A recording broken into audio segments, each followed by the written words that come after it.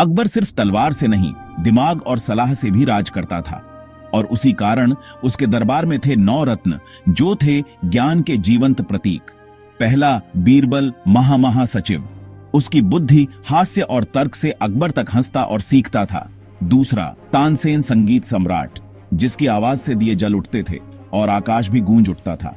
तीसरा, राजा मान सिंह सेनापति, अकबर का भरोसेमंद योद्धा, रणभूमि का राजा। चौथा, अबुल फजल इतिहासकार, जिसने लिखा आईने अकबरी और अकबरनामा, अकबर के शासन की असली तस्वीर। पांचवां, फैजी, कवि और विद्वान, अबुल फजल का भाई, फारसी काव्य और दर्शन का उस्ताद। छठा, राजा टोडरमल, वित्त मंत्री, जिसने बनाई भारत की सबसे संगठित कर प्रणाली। सातवां, मियां अब्दुल रहीम खाने खाना, शूरवीर सेनापति और विद्वान कवि, हिंदी दोहों का सच्चा रचयिता।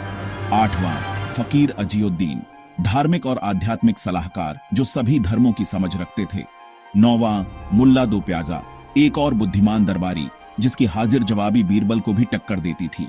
ये 9 रत्न मिलकर गढ़ते थे एक स्वर्णयुग, जहां राजनीति, ज्ञान, कला और मानवता सब थे समान रूप से शक्तिशाली।